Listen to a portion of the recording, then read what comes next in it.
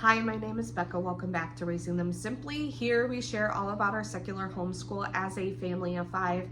Today we're going to be chatting about planning for next year. So if you are new here, I have a current second grader who is 7.5. I have a preschooler who is 4. I've got a toddler running around in the mix and another one on the way. I'm also a part-time working mom as a nurse. So this channel is all things homeschool and how we make it work for our family. If that interests you at all, please hit that subscribe button so you're notified of future videos. But let's jump into it. So I have been watching a lot of these videos because I know that a lot of things are going to have to change in our school for next year. And I was trying to gather different ideas and stuff, and I was actually watching a video by Mary Barfield on our one-room schoolhouse. I will link her down below. But she made this comment about how even though we know things are most likely going to change, and they can change between now and next year, lots of things can happen between now and then, it's just nice to kind of get your thoughts down and out and get recommendations and stuff from other people, but it helps other people get ideas as well as they're thinking about next year. So that's why I thought I'd kind of voice some of these things out loud. And if you guys have any recommendations or any thoughts or anything, please send them my way, because I am looking for some words of encouragement and some help in different directions. So I thought this video would be helpful for that. Now, up until this point, we've been a Build Your Library family. We really appreciate that curriculum. However, I am really realizing as I have more children that it's just not going to be feasible in the long run for us to do that as the majority of our schooling.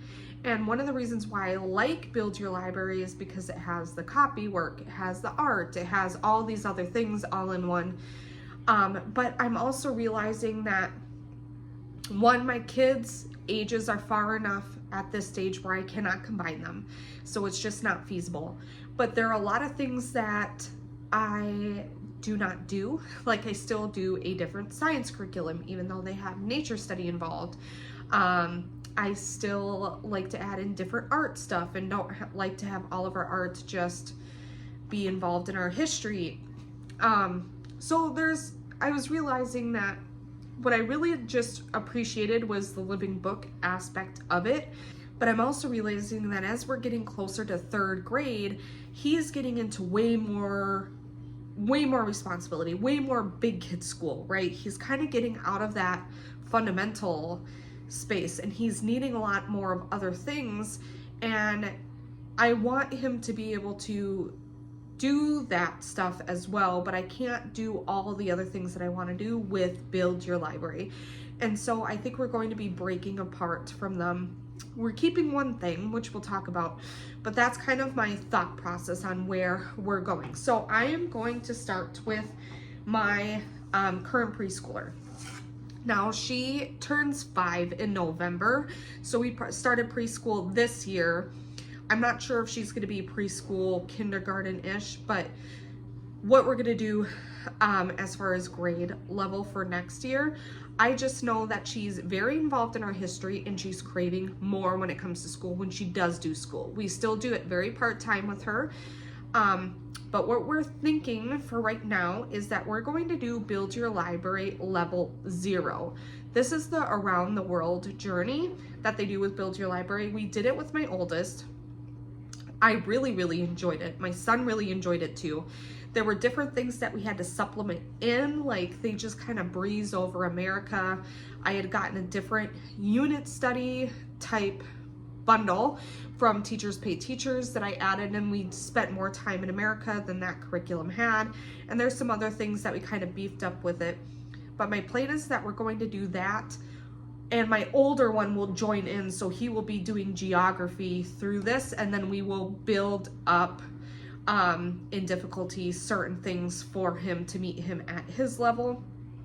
But this is going to get us more into the groove of her doing more listening to more books for school, learning about different cultures, and she's been really into learning about the continents and all that stuff. So I think this is going to be a great fit for her, and it's something that I already have. So we're going to be doing that. And right now we are doing all about reading pre-reading, and the goal is that when this is done, we're going to be switching over to get ready for the code, and then all about reading level 1. I already have level 1 all prepped. I prep all my all about reading levels so that way they're reusable for each kid. But I would like to do get ready for the code to kind of help solidify some of those concepts. I'm also looking for that as more of like a writing component when she's more able to grasp some of that a little bit more, and she has that fine motor skill kind of mastered. But I really do appreciate the Explode the Code series, and even though we're not using that with my oldest anymore, I think Get Ready for the Code would be great for her as kind of like a bridging period before we get into level 1 all about reading. And then when it comes to math, we're going to do math with confidence, the kindergarten level. I suspect we're actually going to be starting that long before this fall. I'm debating because right around the time that I feel like she's going to be ready for us to do the kindergarten math with confidence, I think this baby is going to be here. And so I don't want to necessarily start and stop with her on that. It just depends on how quickly I feel like she's prepared for that. I'm actually going to be taking some time and flipping through the kindergarten curriculum. There is some space in there that Kate Snow, the creator of it, does go into what your child needs in order to be ready for this. So I'm going to read through that. If she hits those marks here, you know, shortly into the new year, then we'll go ahead and start. I'm not going to hold her back, but I don't want to start it and then 2 weeks later I have a baby and that's confusing. So that is the plan for that. Anything else we do over this is just extra.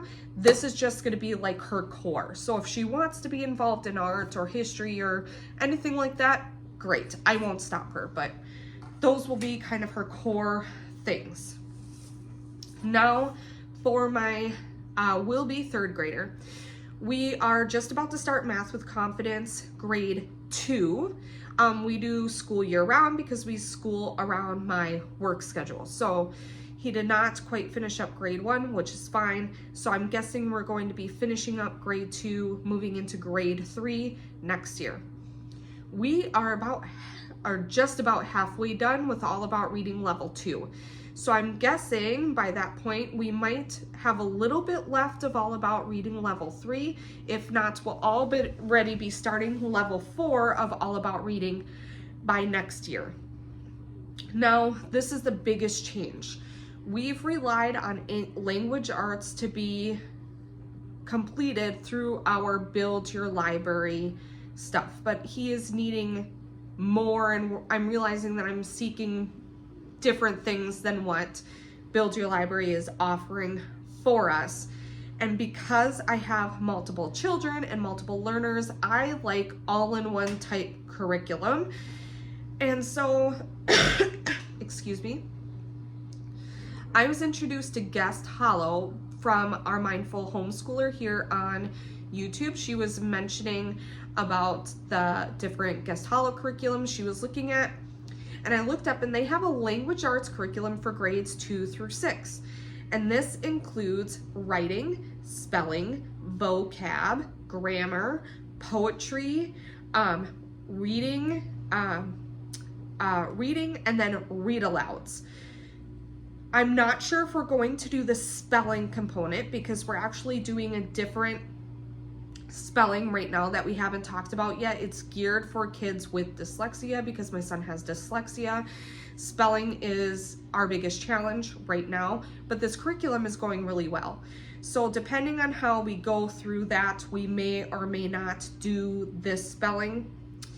I will keep you guys updated on that. But I am really interested in this because there are books that I want him to get reading. I know that I talked recently about Bookshark. That is out of my price range. I cannot afford that. But I was looking for more like literature studies and stuff like that. But I would also like a set of like readers that he can specifically read. And that was one thing that I liked, that as you move on with Build Your Library, they offer that stuff that kind of are involved in your history. So I do need to do more research on this, but I also like that this guest hollow is grades 2 through 6. So ideally, my oldest will still be in that age range when my younger one is getting more into language arts, and I could be doing this stuff in an all-in-one curriculum. I love curriculum I can reuse for all my kids. So I am really intrigued by this guest hollow. I may or may not add literature guides on top of that. I might add like 1 or 2 chapter books or something like that. We're probably actually going to do one of the Harry Potter literature guides. I'm really interested in the one that Mary Barfield mentioned. I don't remember where it's from. If I can find it, I will put it up here. But it has like science and all these other things, really cool. So I might find a couple literature guides that we could do throughout the year. So I do maybe like 2 or 3 of those scattered throughout the year that we would complete as part of our language arts. Now for history, I am looking at History Quest. It's really hard to find a secular history. I already have the History Quest and the encyclopedia for for ancient civs, because that's what we use for Build Your Library. I'm looking through it. I'm actually really enjoying it. So this might change depending on how we move forward, but I like the classical kind of history cycle. I want to stay with that. It's something that we're already familiar with. They do list different books that you can add into your history, so we will for sure be utilizing those. This is also another thing, guys, that I could do with multiple learners. So I'm all for, and I know certain subjects and you can't always do family schooling, but as long as I can do family schooling, I want to do that. So he will be doing the geography with that level 0 Build Your Library that we spoke about, kind of like review on the whole world, and then we will be focusing also on, it would be medieval times next year, so he will do some geography stuff with that as well. That's our tentative plan for that. Now, I also want to do more of a actual art curriculum. I'm not sure if that's going to be drawing or watercolors or what it may be. My one issue is that my oldest, he is very artistic. So is my other 2 kids too, but my oldest is very much so artistic. But anytime we've tried to do something together, like notebooking or something like that, he is really resistive to that. So I plan on, toward the end of this year, bringing up different options for art and seeing which ones they want to do. I think watercolor would be great because my current preschooler and him could both do it, and I could very easily set up the toddler with some watercolors and she could feel involved. So I think that would be great, but I just want to do something that actually has to do with teaching art, not just doing random art projects or art projects that have to do with history or literature or anything like that. I want something specific. So if you have any recommendations, please leave them down below. I would like something that's actually set in stone, because we've tried like the YouTube, following YouTube channels and stuff like that. That just doesn't work for us. So I do plan on doing that. One thing that I really do miss is the art and composer study. We did that for my son for kindergarten. We used the Blossom and Root curriculum. I did not like that curriculum at all for multiple reasons. I think I did a video why we didn't like it. I'll leave it down below. But I do want to add some of that back in because I do miss that. And we're going to be doing some of that this year once we get into Ancients. With the Build Your Library, we're going to be learning about different artists and composers and different pieces of art and stuff like that. So I'm looking at the Ambleside online art and composer study packages. It would be 2 or 3 composers or artists for the year, and then you would really deep dive on those over a couple of months. I would really like that to actually give them time to really process and learn that stuff, and we could try to duplicate their art and things like that. So I'm looking at that as well. And then when it comes to science, I have the Little School of Smith's Anatomy Science, Me and My Amazing Body, and we love that. We love that curriculum. We just did that 2 years ago. I also have a space one from Blossom and Root. I did not like that curriculum. I do know that Little School of Smith's has a different science, and I love their Little School of Smith shop. So we might look at their space, but I plan on science is very, very much up to my kids on what they want to do. It's been a while since we did space because we did that my son's kindergarten year, and it might be nice for us to kind of do this loop that we've been doing with different sciences that we already have and kind of revisiting them and then switching at a different point. So those are my current thoughts on next year. If you have any recommendations on anything, or maybe something that I didn't mention that you think would be a good fit for us, please leave it down below because I'm feeling a little overwhelmed. It's probably just because of the pregnancy and getting ready for the next baby and stuff, but it's always a little harder, I think, for myself being a year-round homeschooler, seeing these other homeschoolers being farther along in their school year than ours, and me trying to keep the perspective I don't need to keep up with them, right? I just need to focus on my kids and what our current stage is. But that's hard to do. I'm human too. And so sometimes that stuff gets up to me as well. So if you like this video, please give it a thumbs up. It really helps me know what you like to see on this channel. Leave a comment down below. Let me know if there's any recommendations that you have or what you guys are thinking about for next year. Let me know how this year is going well too and what you're using, because maybe that would be helpful for me to find these new resources and stuff as well. Hit that subscribe button. It is a free way for you to be notified of future videos, and I can't wait to catch you guys next time. Bye.